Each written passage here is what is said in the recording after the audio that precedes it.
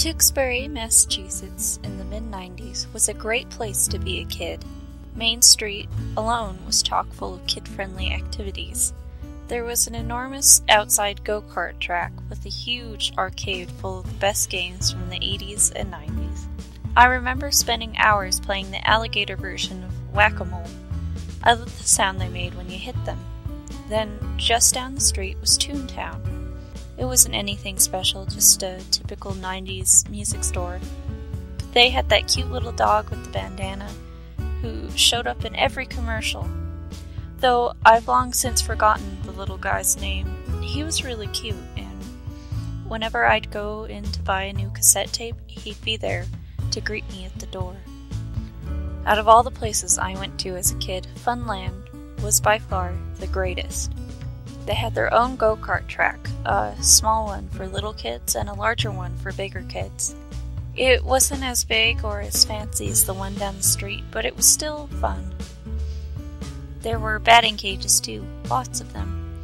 It even had a small arcade, mostly filled with pinball machines, Pac-Man, and the always popular Simpsons arcade game. You could never go wrong with that. But the best thing about Funland was the mini golf course.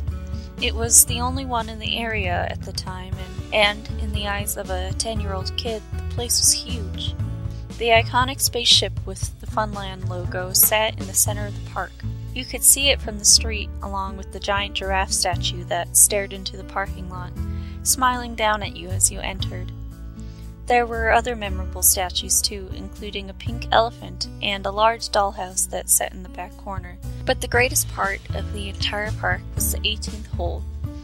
On the outside, it looked just like a silly outhouse, but if you got a hole in one, not only did you get a free game, but the outhouse door would swing open, and you could hear the sound of a toilet flushing along with the hiss of hydraulics that moved the animatronics inside. It was a funny-looking dog wearing overalls, with one strap hanging off his shoulder as if he just pulled them up. His eyes would blink, his jaw would move, and his arm would rise as he scolded you for disturbing him. Hey, what's this thing you do? Get out! Then the door would close, and you and your friends would have a good laugh before they left. Every time I went there, I couldn't wait to see that dog. Like all things from childhood, the fun of Main Street slowly faded. I think the go-kart track and arcade were the first to go, sitting abandoned for years before being turned into a daycare center. They kept the track though, I don't know why. So it just sat there in the back with one or two remaining go-karts frozen in time.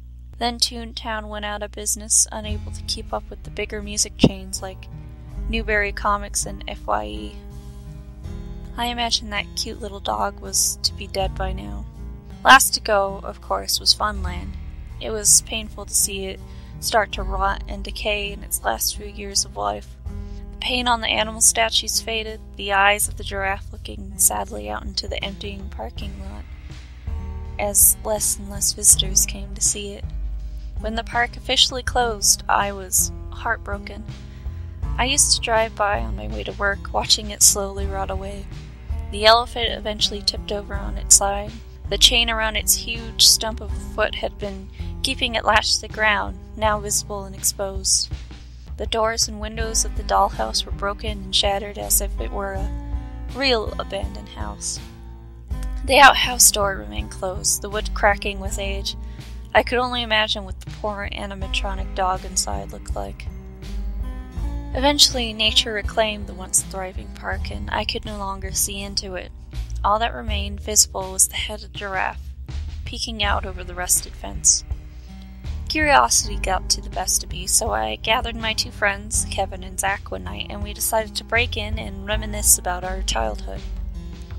As we walked up to the high, barbed-wire top fence, I looked up at the giraffe. It was the first time I noticed how creepy it looked. Its yellow coat of paint had almost completely faded, leaving only its brown spots and huge almond-shaped black eyes.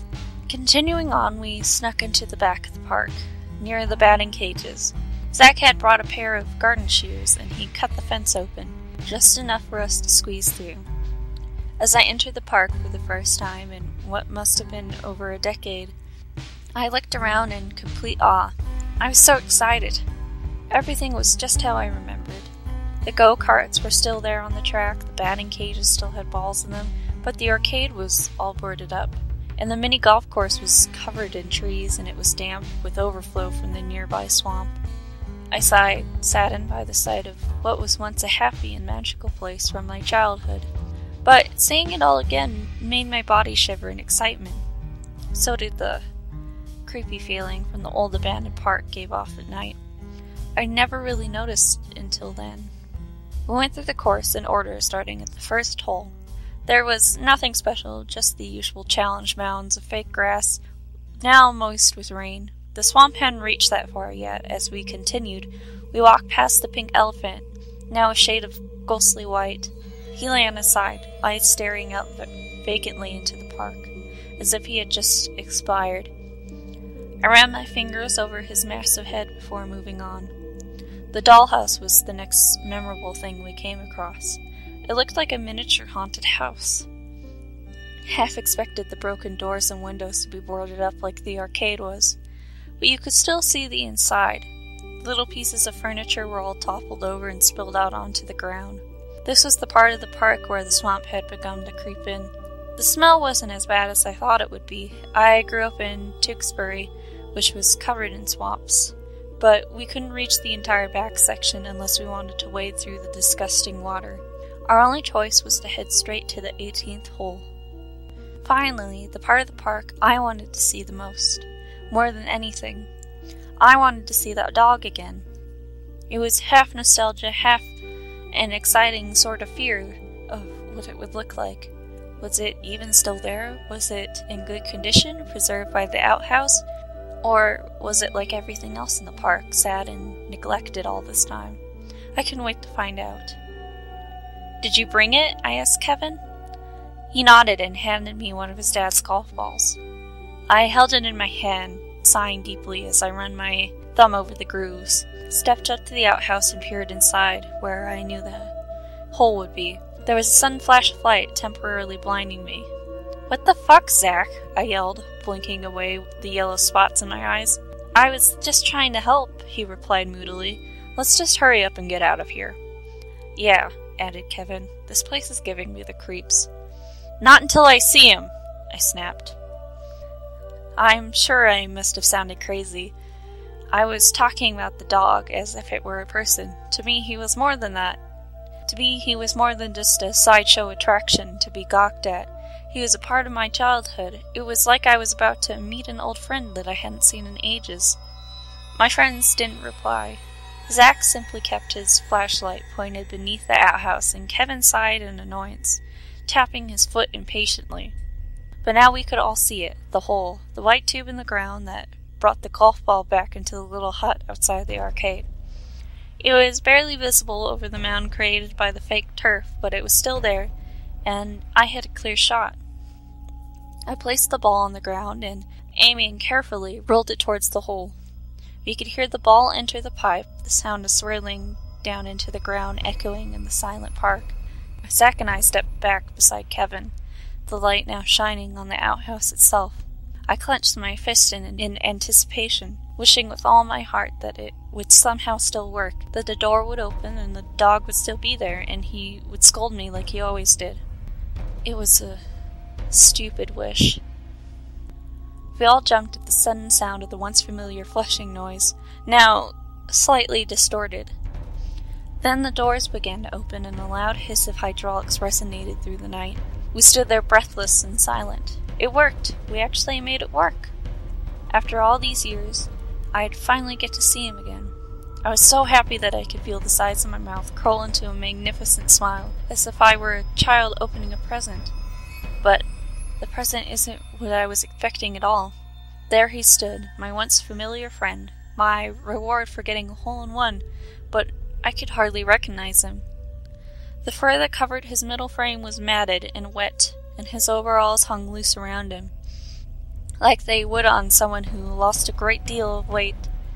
My breath caught in my throat, which was now suddenly dry. I swallowed softly, eyes widening as they traveled up the dog's face. It was horrible. hideous sight. The fake fur on half of his head was torn away, exposing wires and joint mechanisms in his mechanical jaw. I didn't remember him having teeth. On the same side, his plastic eye had sprung from its socket and now remained dangling by his torn cheek. Then he blinked, the mechanism on the broken eye shuddering around the exposed wire, releasing small sparks. More sparks flew up, his arms shot up, and clanged on the hinge of his jaw, creaking as his mouth flapped open, and he spoke. What do you think to me? The funny southern drawl of his voice was completely gone, replaced by something raspy and angry, and although I couldn't hear the chilling distortion in his voice box, he sounded more human than I ever remembered. Kevin ran. He didn't even look back. Zach dropped his phone and slowly backed away, screaming as he stared into the dog's one good eye, which seemed to turn on him at the disturbance. Then somehow the dog moved forward. He wasn't programmed to walk. As far as I knew, the hydraulics attached to his back only sat him up. He wasn't supposed to walk, but by God, I saw the once funny animatronic dog from my childhood step out of that old withered outhouse towards us. I stood there frozen in fear, staring at it. Fuck this! I heard Zach utter before he, too, left me. Now I was alone with him. I had spent so many years thinking about this moment. I wasted countless hours thinking about this dog and wanting to see him one last time. But I knew then that I should have never stepped foot into that old park. My childhood was dead, as broken as the wires and the metal rods that barely held the dog together. He seemed to watch Zach go, his good eye turning with a cracking sound as he watched my friend disappear into the darkness. Then the eye turned to me. He commanded, his arm still pointing, now in the direction of the parking lot where the headlights of Zach's car had turned on. I didn't move. I could only stare. Was this some sick nightmare, some bizarre fantasy my brain had thought up to get my mind off the time I could no longer return to? The thing stepped closer, its disfigured face mere inches from my own. The smell of wet dog seemed to invade my nostrils. Get out here! It boomed, the voice box short-circuiting as if it had exploded before slowly fading out. It sounded like multiple voices had spoken, all deep and aggressive, almost demonic. This time I listened and ran fast as I could through the park, which was dimly lit by the headlights of the car. My eyes darted around. Once familiar area now seemed foreign and strange. I couldn't tell where I was going. I heard the sound of children laughing, the trumpeting call of an elephant, the clanging of grinding metal gears. When I finally reached the fence, I tried sliding through the hole we came through, but I got stuck on something. I looked to see if my jacket was caught, but it wasn't. I looked back. Staring into my eyes was one plastic eyeball with a painted black pupil. My eyes widened, staring back into that black spot as if it were a hole, ready to swallow me alive. Then I discovered the reason why I was stuck. The hand of the animatronic dog was gripping the back of my collar. I remember thinking that the hand was supposed to be stuck in a pointing position. It didn't have any mechanical function to actually open and close, but then again the dog wasn't supposed to be walking anyways. You should come back. I heard it whisper, sending a chill up my spine. Then it released me with a shove, and I fell through the opening in the fence. Scrambling to my feet, I ran to Zach's car, not once looking back, and sped off down Main Street. It has been 5 years since that night. I don't talk to Kevin or Zach much anymore, and we never once spoken of the incident, not even on the car ride home. I never drove down that stretch of Main Street either, until today. It was late, and the road I usually take had a detour which led me right to it. What harm would driving by do anyway, I thought, but I should have known. I tried not to look. I really did, but I just couldn't help sneaking a peek. I couldn't see much through the rain, but I noticed a large for-lease sign now hung on the fence. The giraffe was gone, or perhaps it had fallen over and was hidden under the thick brush. With a sigh, I continued trying to push the memories of that night out of my mind, replaced with happy ones from my childhood. My windshield began to fog up from the indecisive New England weather, so I put my defroster on. Then I noticed something. Instead of clearing from the bottom like it normally was, my windshield began to clear in patterns.